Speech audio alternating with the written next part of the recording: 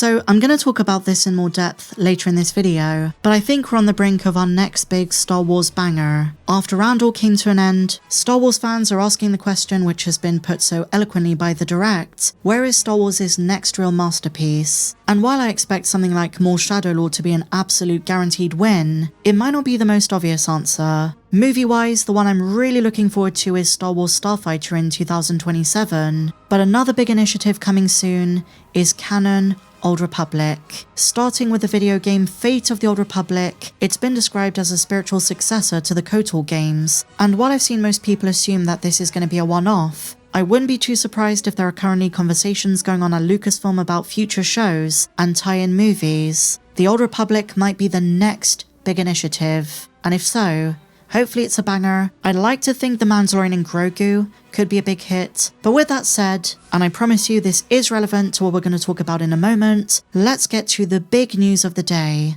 So today we have something which I know is going to rustle a few feathers, and I know it's not going to be very popular, but it is what it is. I'm just here as the messenger to cover the latest Star Wars news, and at the moment there isn't too much to talk about in the Star Wars world, and when there is, unfortunately more often than not, it tends to be on the more negative side. But in spite of that, I hope you guys know I'm always trying to be fair, always giving it to you straight, bringing my passion and positivity for the Star Wars universe into my videos, and I hope despite topics like this, that shines through. But the trending topic the last week and a half has been the art of the Acolyte. We've had quite a few reveals from it, and today my friends, did you know that May was originally modelled after Darth Revan? In many ways, given the way her story arc ended up panning out, you could say there are some vague parallels between the stories of both, but originally the connection was much more visual and prevalent. But just implying a connection like this gets fans really upset. It's almost like how dare you, a fan favourite amazing well-established character from KOTOR versus May, one of the twins from the least popular Disney Plus Star Wars series. But don't worry, they didn't end up confirming this, the show is cancelled, and if you want a canon Revan, I think it's coming. Lucasfilm recently confirmed an Old Republic canon game, and I just want to clarify, in a technical sense, I know Revan is already part of canon, but I'm talking about bringing him to the screen, actually doing something with the character. But in regards to this specific parallel, despite the difference in time periods, one is Old Republic, one is High Republic, it's very obvious from new concept art that May was inspired by Darth Revan. In some concepts, the helmet is similar, in this one is robes and his lightsaber, and these are just a couple of iterations amongst so many others. And I think the most obvious connection is what happens to May in the final episode.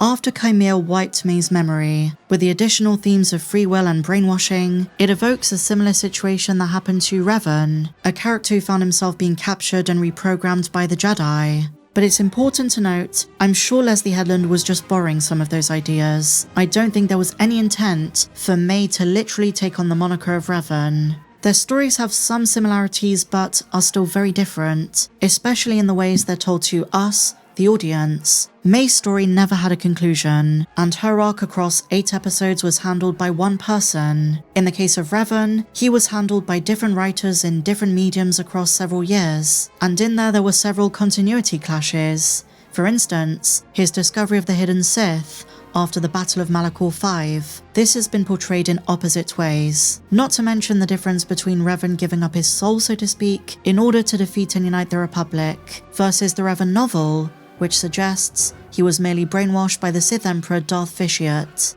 What seems to be consistent though is the idea that Revan was brainwashed by the Jedi into going back to the light. However, the fact he forgave them and never again became wholly committed to the dark side gives him a tinge of grey morality, something which has come to define his character within the eyes of the fandom. But May's story is told in a very different way. It's a chronological perspective but also kind of reversed. Although she starts out on the dark side, she is similarly forced to join the Jedi through brainwashing, but it's done by the Sith, or someone Sith adjacent, to preserve their own survival. And something Leslye Headland implies in the new book is she's similar to Revan due to the yin and yang dynamic. It's more on a spiritual level between her and Osha. She is literally half of the same person, in the exact same way Revan has both light and dark manifestations. But in the Acolyte, this was split between 2 connected individuals, but they are in many ways still the same person.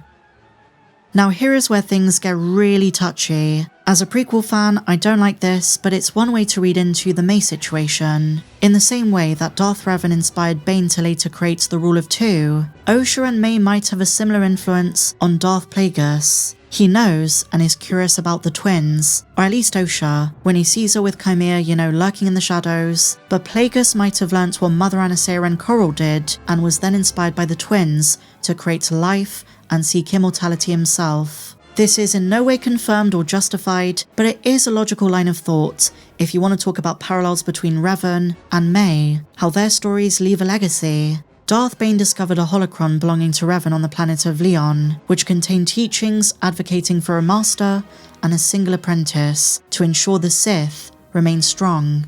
And fans were saying at the time, what if the reason Plagueis was interested in the twins is because of the method by which they came about, the methods used by the Brendok witches? And I just want to reiterate, because this is a big misconception, Darth Plagueis did not create Anakin. The Force created Anakin as a response to some of Plagueis' experiments. He himself did not literally create the Chosen One. It's a massive distinction. These two things often get conflated, but they're not the same. But returning to Revan, some fans think that May might also rediscover who she is and try to return Osha to the light with her, just as Revan used his own bond with Bastila Shan to redeem her.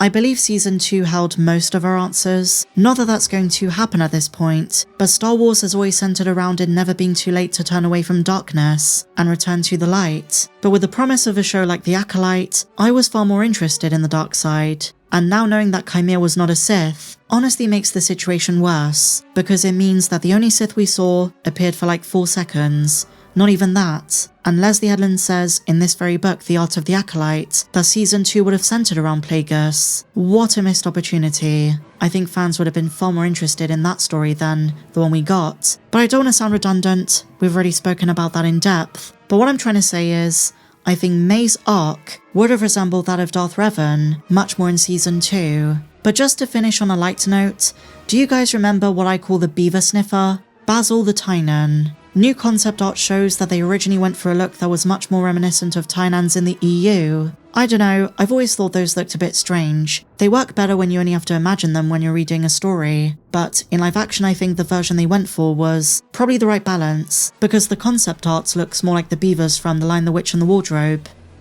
One final crazy reveal from this, Leslye Headland still considers the show a success. Now, I don't think she's talking about viewership and profit, because in that sense it was pretty much a disaster. But she's talking more in terms of actual fans. There are a passionate contingent of those who actually like it and try to rally for Season 2.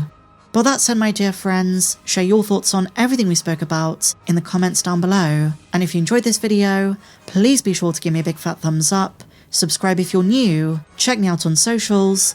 The link to my Patreon is down in the description. Thank you to all of my amazing patrons, it really helps out. This has been a really tough time as a Star Wars YouTuber, so if you enjoy and appreciate what I do, then please consider checking out that link. But until the next one, my dear friends, may the Force be with you, always.